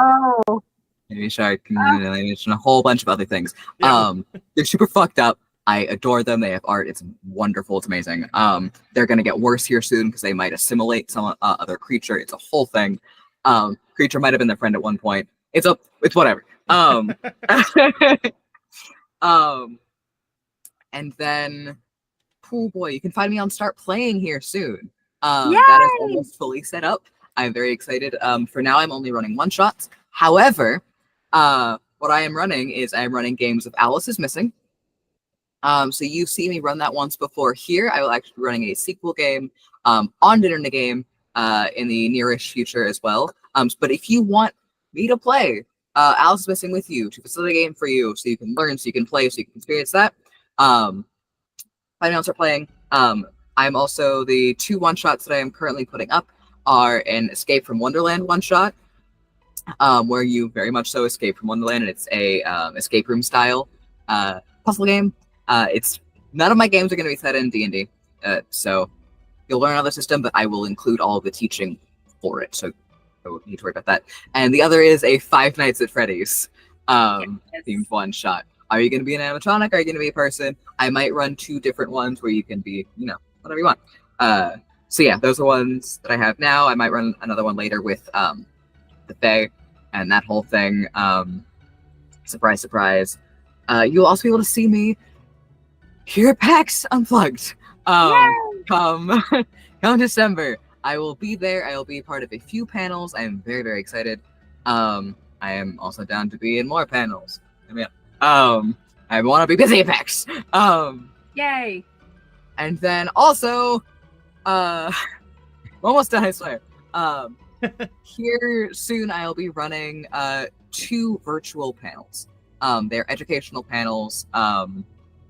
One is about being disabled in the TTRPG community. The other is about being transgender in the TTRPG community. They're also going to have charity fundraisers attached to them, so keep an eye out for more information on that. I'm done. Yay. You did great. Next, we go around to Vixie Bell. Vixie, where can people find you in the Mighty Mighty Interwebs? Oh no, it's me. You can find me anywhere you find Vixie Bell and or Vixie Bell cosplay, depending on the platform. Most places it's Vixie Bell, but you can find me on Twitch, on my own personal Twitch channel doing art, or on my own Twitch channel, the Pocket Dragon Pub, where we play games and we review them. Currently, we're on hiatus while we handle a few things, but you will see me at Big Bag Con in San Francisco. I qualified for their grant. So they are paying me to go up there, which is great.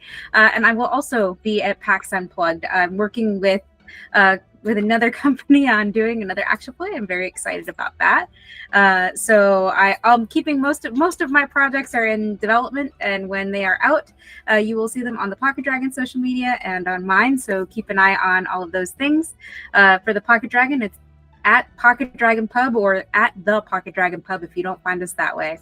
Look for the little periwinkle dragon. Can't miss us. Yeah, that's everything that's going on right now. So Wonderful. Thank you very much. Yeah. And finally, hi Thrall. So this is the only online live stream game that I do. Everything else I do is personal, just with people. So other than that, TikTok, I'm kind of a live stream cryptid. I show up when I want to. I do exist, although that's questionable. You'll usually find me streaming something like Dead by Daylight, Cult of the Lamb, things like that. I do want to start running a World of Darkness game because it's fun. But other than that, you can find me on Patreon, where I post really weird things that come out of my head, and it's interesting to me at least. So if you have a kink for someone who is very sporadic with their posting, I'm your person. You should come. Or just come check out my stuff. I do cosplay tutorials. If you have questions on how to do stuff as a cosplayer, I want to help people make it affordable and easy. I once made pauldrons using a friend's old bra and crafting foam. So anything is possible. But you can find me on Twitch. It's there. Instagram, Patreon, TikTok. That's my main thing. I have a YouTube. Please go watch my Gliska videos where I actually used to play. And yeah. And may I say, your Hi, Cenobite cosplay was fucking badass. Thank you. That was. I'm really proud of it. I don't even want to know how long it took you to do all those nails. It was so bad. But it looked great. It was wonderful. But hey, that's a set that I have on my Patreon is Pinhead, and my next upcoming set is going to be Pyramid Head because it's my summer of spooky, and this month ends it. So yeah. Pyramid Head, I've seen the preliminaries and that looks badass too. Thank you. All right, folks. Well, if you want to find any of these people's content, it is up right now in our chat. Use the links, follow them back, get some good entertainment in. Remember, all of us would do this no matter what. This is our hobby. It's what we love to do.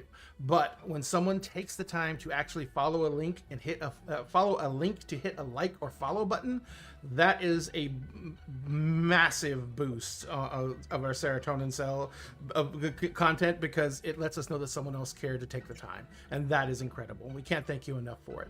If you want to find Dinner and a Games content, I forgot to put my link in. There we go. You can follow our link in chat right now. We are getting ready to do a special on our merch store. We are trying to get up funding for PAX U. We have a lot of stuff going on this year and next year, including maybe a change in location and venue for Dinner and a Game. So that's coming up pretty quick. We got to make a decision on that, and so you might be hearing some news. But other than that, thank you so much for being here. Thank you so much for sitting here and listening to us talk about our characters in our game that we love so much. We're going to go ahead and on our Twitch channel, we're going to raid out into another channel, which just means we're going to take our audience, jump into another audience, kind of like what Tipsy did with us earlier, and jump into the audience and say, hi, thank you for making content. And if you have not followed the people we choose, please give them a follow. It doesn't cost you anything but a click, but it makes them feel amazing. And we cannot endorse that enough. And we raid so we can help build community, and having people from our raid follow their stuff helps them know that we're there to help them as well. Also, remember, at Dinner Again, we always save you a seat at the table, but please do your best to take care of yourselves so you'll have the spell slots to be at that table. So that means social distance where you can, wear a mask when you can, and do everything you can to protect yourself. And we will see you guys next time on Dinner and a Game. Just give us a few minutes and we will have the raid going out on our other social medias. We wish you a great weekend. Goodbye.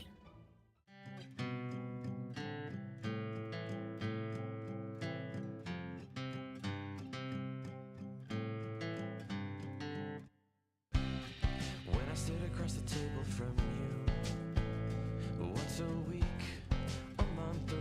every 6 months, depending on people's schedules. So the clickety-clack of dice in our crew keep me warm inside before we smack down an evil cold just to gain a level.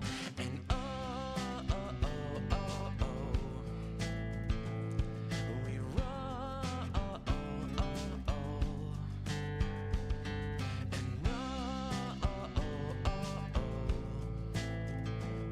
we roll. And we rolled a critical hit to the heart. People grow up, forget how to play, but not us, no. We laugh due to a dad joke or innuendo. Probably it's how every adventure that we create is our own cinematic universe, and it ties us together, and we will never forget.